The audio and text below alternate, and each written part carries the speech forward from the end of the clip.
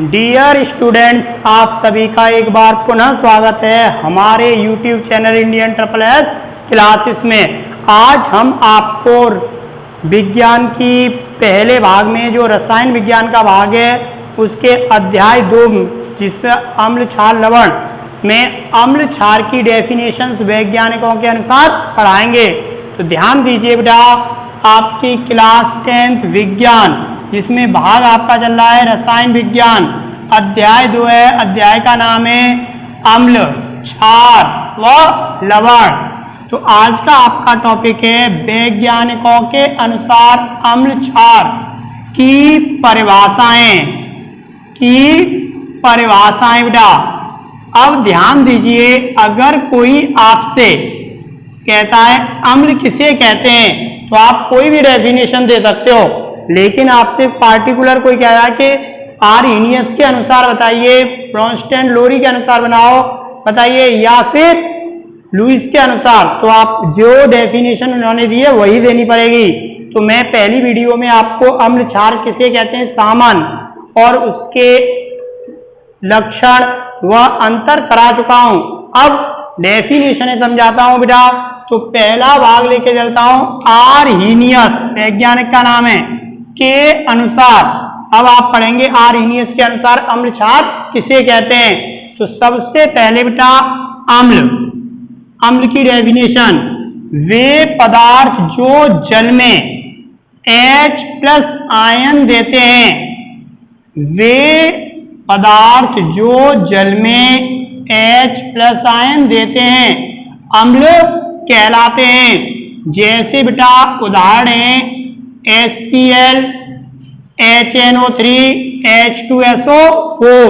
तो ध्यान दीजिए, मैं आपको यहां समझा रहा हूं कि अगर HCl को आप जल में डालोगे तो H+ का बनेगा और Cl- का, तो H+ दे रहा इसलिए अम्ल है बेटा।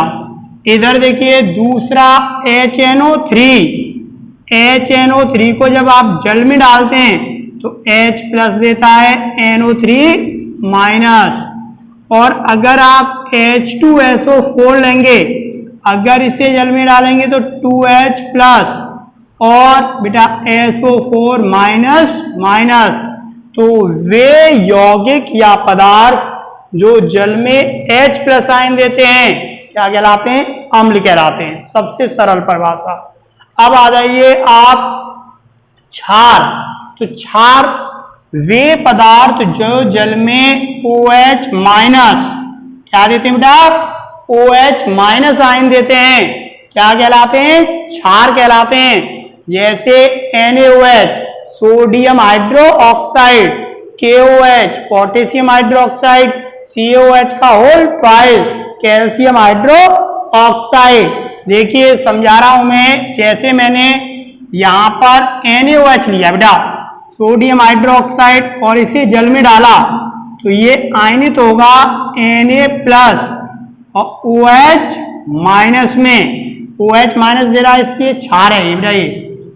CaOH का होल ट्वाइस, अगर इसे जल में डालोगे तो Ca+2 और 2OH-। OH- दे रहा है इसलिए ये भी क्षार है। तो वे यौगिक जो जल में OH- देते हैं क्या कहलाते हैं? क्षार कहलाते हैं। तो अब आपने ये सीख ली है आर्हेनियस के अनुसार अम्ल क्षार किसे कहते हैं। अब आपको मैं आगे बढ़ा रहा हूं ब्रोंस्टेन व लोरी के अनुसार अम्ल क्षार की परिभाषाएं।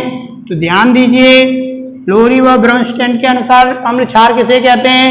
तो ध्यान दीजिए, पहले अम्ल की परिभाषा, वे पदार्थ या आयन जो जल में प्रोटॉन किससे प्रदर्शित करते हैं? H+ से प्रोटॉन त्यागते हैं अम्ल कहलाते हैं।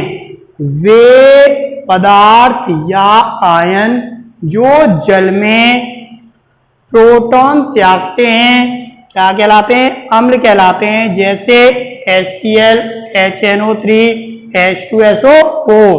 जैसे मैं एक उदाहरण लेके चलता हूं बेटा, यहां आपने HCl जल में डाला H+, इधर देखो Cl-, तो इसने प्रोटॉन त्यागा है इसलिए ये क्या है, अम्ल है। अब देखिए बेटा क्षार, वे यौगिक या आयन जो जल में प्रोटॉन ग्रहण करते हैं क्या कहलाते हैं, क्षार कहलाते हैं। तो जैसे NH3Cl-, Cl-, तो NH3 क्षार है बेटा। क्यों क्षार है, क्योंकि जल में ये H+ आयन को ग्रहण करेगा, क्या बना देगा, NH4+। क्लियर। अगर Cl लिया, Cl- जल में डालोगे H+ ग्रहण करके HCl बना लेगा, ये Cl- क्या हुआ, क्षार हुआ। तो वे यौगिक जो जल में प्रोटॉन त्यागते हैं क्या कहलाते हैं, क्षार कहलाते हैं, और जो ग्रहण करते हैं क्षार कहलाते हैं। क्लियर। इधर देखिए अब तीसरा और अंतिम वैज्ञानिक लुईस के अनुसार अम्ल क्षार की परिभाषाएं। तो सबसे पहले बेटा मैं यहाँ पर अम्ल की परिभाषा बताऊंगा लुईस के अनुसार। तो वे यौगिक जिन पर एक जोड़ा, इधर ध्यान देंगे आप, एक जोड़ा स्वतंत्र इलेक्ट्रॉन की कमी होती है अम्ल कहलाते हैं। जैसे सबसे प्रसिद्ध उदाहरण AlCl3, BF3, clear, aluminium chloride और बोरॉन ट्राइफ्लोराइड। क्षार, ध्यान दीजिए, वे यौगिक जिन पर एक जोड़ा स्वतंत्र इलेक्ट्रॉन होता है, उसमें कमी है, इस पर होता है, क्षार कहलाते हैं। जैसे अमोनिया, सबसे प्रसिद्ध उदाहरण है इसका NH3, CH3O CH3 dimethyl ether. तो इसकी बहुत छोटी छोटी परिभाषा, वे यौगिक जिन पर एक जोड़ा स्वतंत्र इलेक्ट्रॉन की कमी होती है लुईस अम्ल या अम्ल कहलाते हैं। वे यौगिक जिन पर एक जोड़ा स्वतंत्र इलेक्ट्रॉन होता है वे लुईस क्षार कहलाते हैं या क्षार कहलाते हैं। क्लियर। मेरी अगली वीडियो प्राप्त करने के लिए चैनल को अधिक से अधिक सब्सक्राइब, लाइक, शेयर करना याद रखें। धन्यवाद।